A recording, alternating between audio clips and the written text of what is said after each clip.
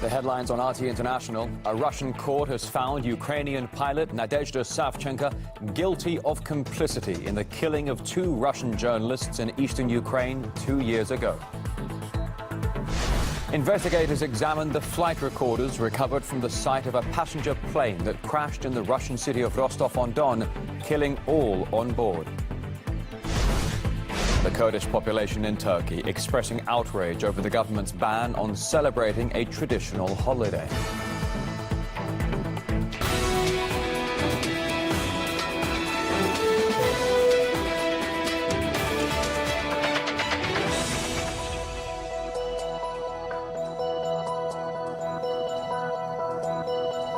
Just turning midday in Moscow on this Monday. Thanks for joining us here on RT International. We start with breaking news for you this hour.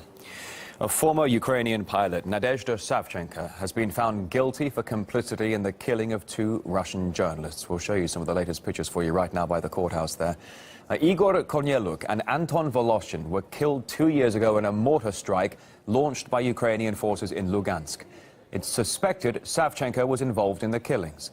And these are the journalists' last moments caught on camera.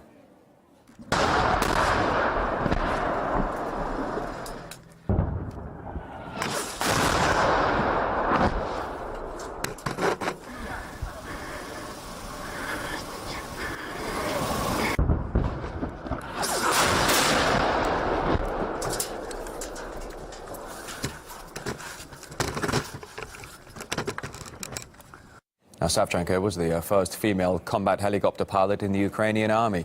She also served as a mercenary in the Iraq War. RT's Murad Gazdiev now joins me live from just outside the courtroom. And Murad, can you bring us up to speed here? What's the latest decision from the court today? Well, the verdict is being read. It'll be read today and tomorrow, but she has been found guilty of being part of this murder of 2 Russian journalists working in eastern Ukraine.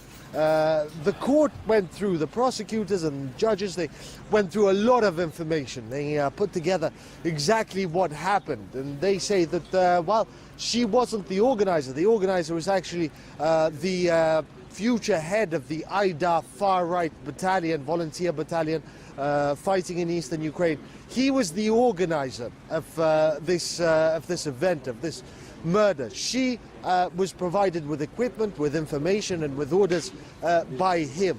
She was motivated, the court found, by hatred for Russian speakers. We know, for example, that Nadezhda Savchenko speaks and understands Russian fluently, but she refuses to do so. She refused to speak Russian on a matter of principle. She has announced that she will restart her hunger strike in 10 days' time, but she won't appeal the sentence. According to her lawyer, that's because she believes if she doesn't appeal the sentence, negotiations over her being handed over to Ukraine will begin all the sooner.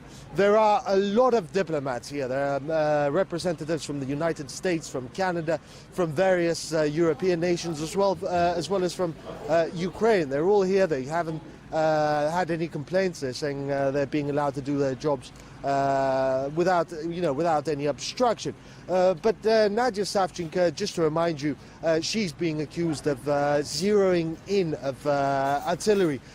artillery on a checkpoint where there were civilians and these 2 Russian journalists with full knowledge that they were there. She denies these charges, but prosecutors say her call records, maps with grid lines which are used by artillery spotters were found on her person. The critical point here is how she ended up here on the Russian side of the border. Well, she says she was smuggled across after being seized, arrested by anti-government fighters in eastern Ukraine. Prosecutors say she was found, she was arrested on the Russian side of the border after pretending to be a refugee. She's a woman, so she wasn't, there wasn't as much suspicion. But she remains defiant. During the last session, she, for example, flipped off the judges. She doesn't recognize the authority of the court. But what exactly her punishment will be remains to be seen. Prosecutors, I'll remind you, are insisting on 23 years behind bars.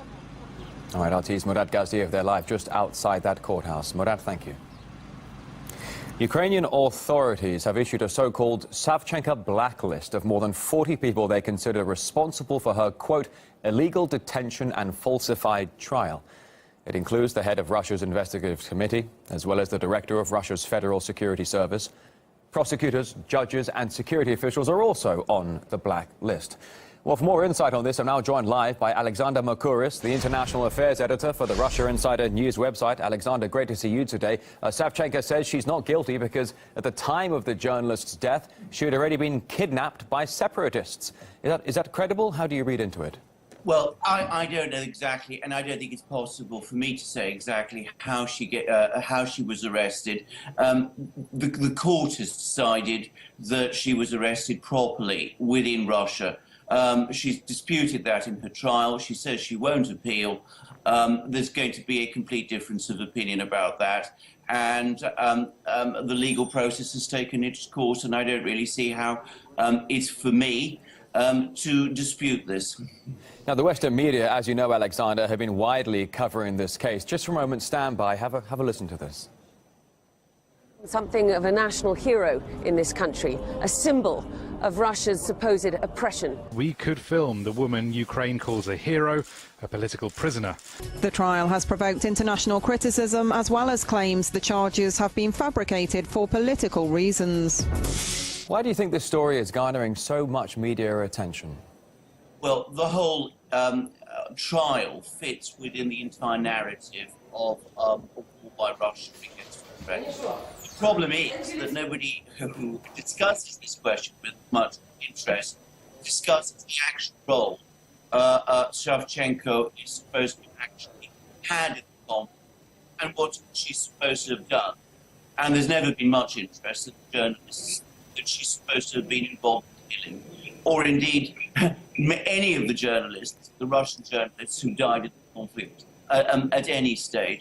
So that has been the problem with this case. It's been highly politicized because there's been very little interest in the charges and no real interest in looking at the court's process to see whether, in fact, she really was guilty of those things.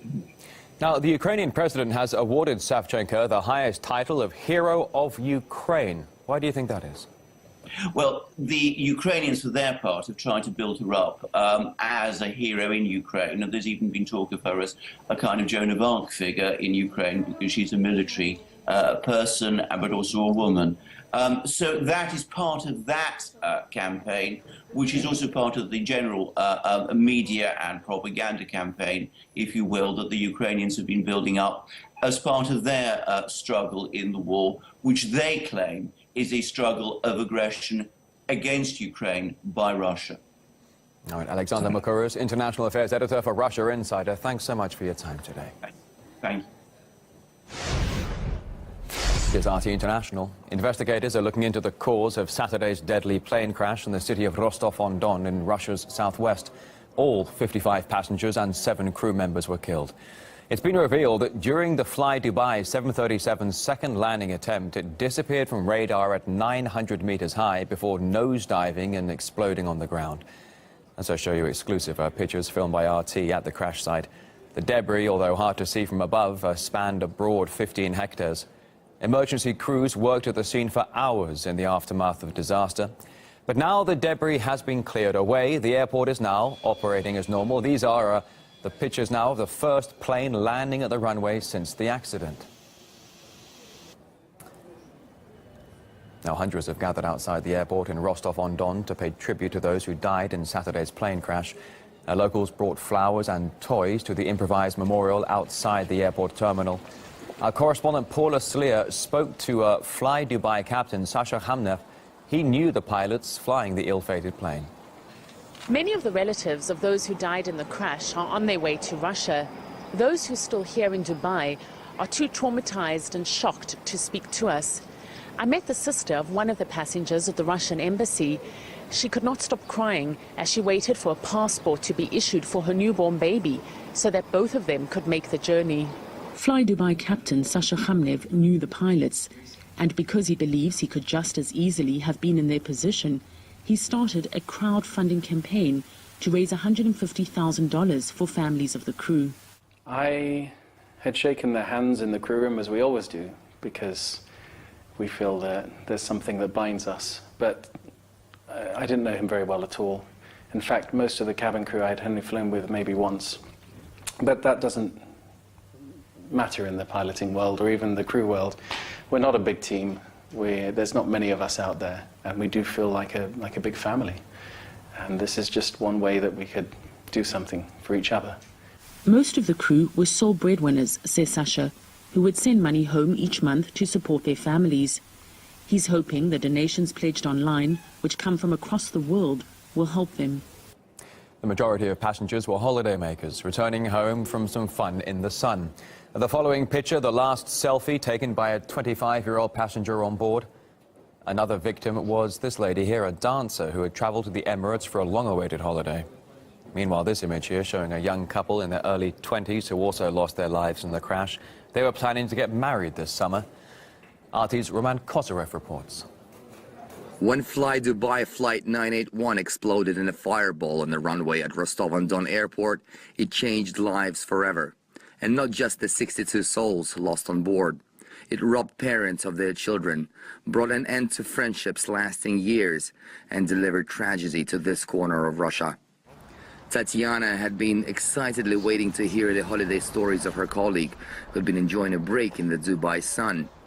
Now, unable to comprehend just what's happened, she keeps returning to the airport, hoping that just maybe there's been a terrible mistake and her friend is still alive. Потеря, которая не восполняется. В общем-то, любого человека тяжело терять. Но когда это человек светлый, это сложно, гораздо сложнее. И до сих пор не верится. Narine owns a beauty parlor in Rostov. Sunday was supposed to have been all about celebration, the anniversary of when she opened her shop. The date will now forever be tarnished with sadness. One of her cherished former colleagues, who'd moved to Dubai, was flying in for a surprise reunion. Narine is now left with her friend's grieving mother, who won't let go of her hand. Это большая для нас потеря, утрата. Вчера, когда это все происходило, я не могла в это поверить. Residents of Rostov continue bringing flowers and soft toys to a makeshift memorial for the passengers and crew of Flight 981. This tragedy has affected locals deeply, and it's even continued to claim victims after the crash. Оставил эту жизнь человек, который работал в аэропорту. И я думаю, это его сопереживание просто тому, что случилось, потому что с ним случился инфаркт. Roman Kosarev, RT, south of Russia. And we are closely following the investigation. We will bring you all the updates the moment we get them. Though at your own leisure, you can always see more details right now on our website, of course, rt.com.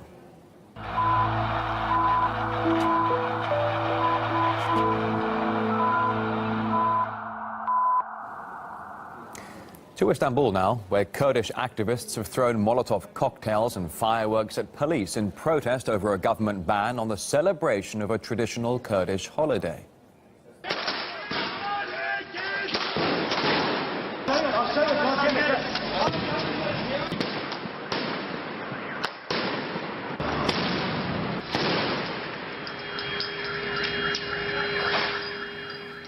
And in Italy, the Turkish consulate was attacked by pro-Kurdish activists, also angry over the ban on celebrations.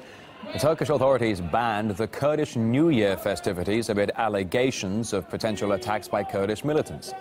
In some areas, people turned up to celebrate anyway, but were ultimately dispersed by police. The ban on festivities was imposed amid the crackdown on Kurdish regions of the country. The Turkish army's operation there is being criticized over a growing number of civilian casualties. And to make matters worse, residents in Kurdish areas of southeastern Turkey now also face the intimidation of special forces units, the so-called Lions of Allah, wear black masks and have been accused of using heavy-handed tactics against civilians. It's also reported that many have non-Turkish accents, frequently speaking Arabic and chanting Islamic slogans. Here's RT's William Whiteman. These photos, obtained exclusively by RT, show threatening nationalistic Islamist slogans painted on the walls of the Kurdish town of Silvan. They appeared during the Turkish operations which took place there and were reportedly left by specific brigades going by the name of Intl team, which translates from Arabic as Allah's Lions. With a troubling reputation, the group is widely feared by Kurdish citizens. The police here are not normal police of the state. They have long black beards and don't look like police at all. I don't believe they are actually police. With their long beards, they look more like Islamic State militants. Now take a look at this video, purportedly showing members of Intl celebrating an armed operation in the Kurdish town of Idil in Turkey's Sirnak province.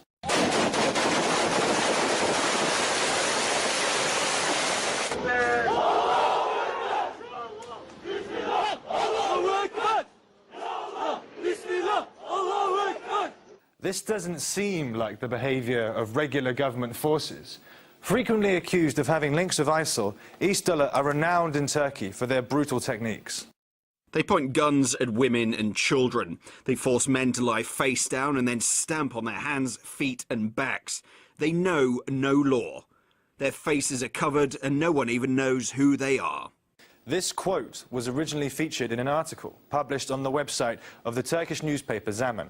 After control of Zaman was seized by the Turkish government on March 3rd, the article was removed. The main Turkish opposition parties, the CHP and HDP, have raised the issue in parliament. Erdogan's ruling AKP party, however, has only agreed to investigate Intl's racist graffiti and not the group themselves. William also recently travelled to southeast Turkey. He told me earlier what the locals there said about the so-called Lions of Allah. Let's just be clear here. I mean, these guys are said to be working directly in collusion with the Turkish police. And now, whether or not, to which level that is true, we don't know yet, because this is a very mysterious organisation. There isn't very much information available about them at the moment. But one thing I can tell you for sure is that people I spoke to in southeastern Turkey were very afraid of special units of the police, as they called them, who had strong accents and long beards. These were said to be doing the most violent crimes, most brutal levels of violence against the civilian population there. We can take a listen to some of the things that were said now. 45 to 50 people were killed. They burned all of them. When we entered this basement, we found decapitated bodies. Did you say they were beheaded? Yes, their heads were cut off. Soldiers, Erdogan's soldiers, Islamic State, they shot with bullets. They used every weapon they had. It's obvious for us that the crimes against Kurds in Cizre are in no way different from the crimes ISIL is committing against Kurds in Syria and Iraq. Burning people alive in the basements is terrible barbarity.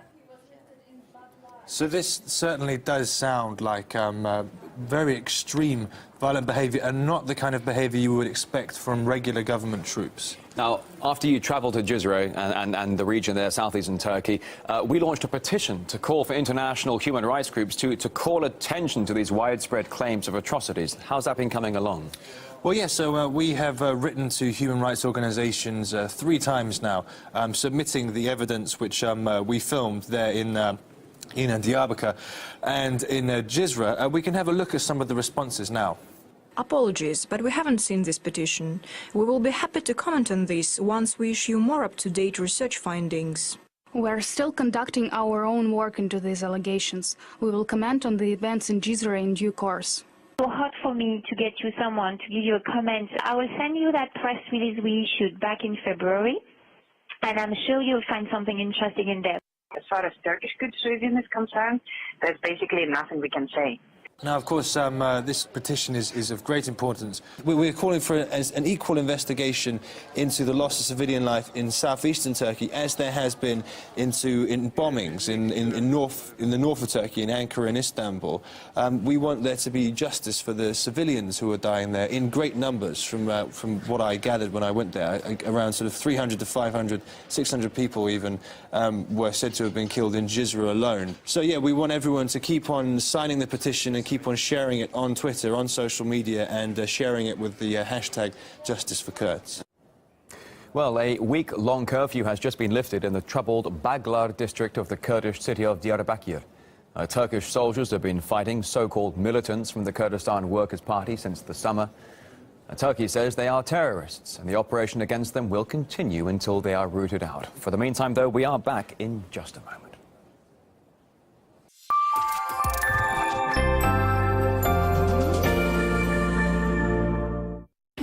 Remember that brilliant feeling when you put on your whites for the very first time, before they start to grey and fade. Vanish Gold for Whites. Works every time. Brilliant!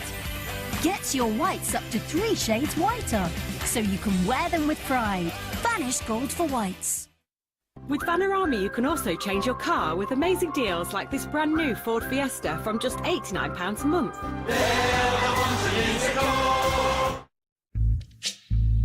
We all need help sometimes. Support in times of need. Someone to lean on your side. Irwin Mitchell Solicitors are widely regarded by experts as the #1 personal injury law firm, helping people get the best possible medical care and rehabilitation, as well as compensation. That's why I'm with Irwin Mitchell.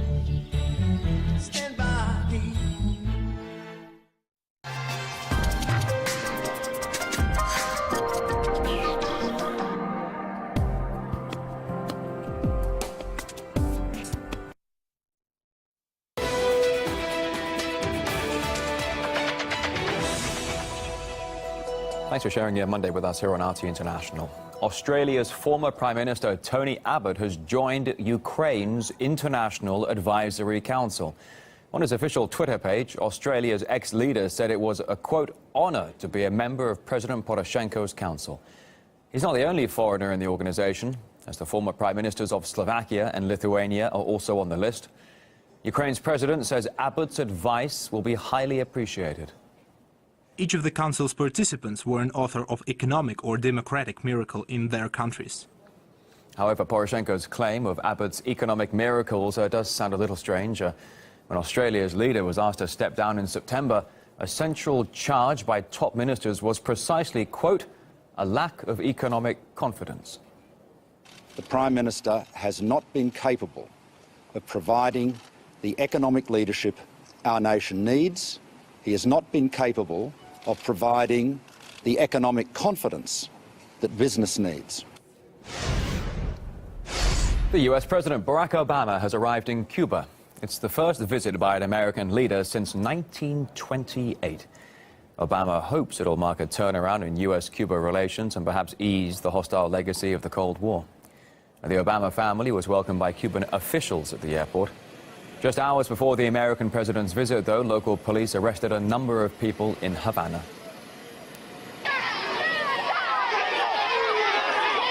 A rally organized by the wives of political prisoners marched through the streets to protest against the Cuban government. Scuffles broke out as demonstrators were met by both counter-protesters and police. And while Obama is promoting human rights in Cuba, the country continues to host America's Guantanamo Bay prison. It is, in fact, the oldest U.S. overseas military base and was turned into a detention facility in 2002. The prison has been widely criticized for human rights violations, and Obama has promised to close it many times. The staff there are accused of torturing detainees, including force-feeding those on a hunger strike. Almost 800 people have been kept in Guantanamo Bay since it was opened. 91 detainees are in prison there right now. Daniel Shaw, a professor of international affairs, questions Washington's stance on human rights.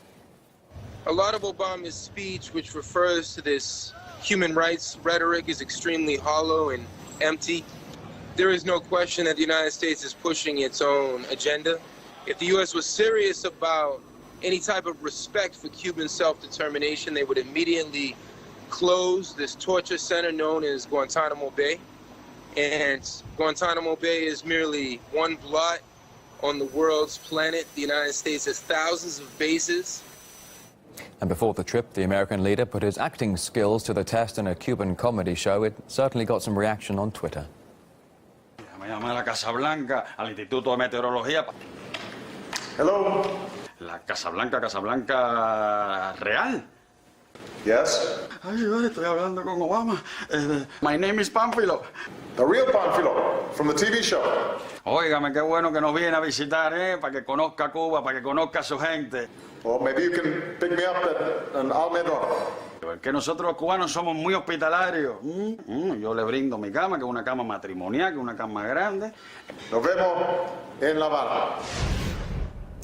Back to our breaking news for you this hour here on RT International. The latest pictures now being shown from the courtroom where the former Ukrainian pilot Nadezhda Savchenko has been found guilty for complicity in the killing of 2 Russian journalists.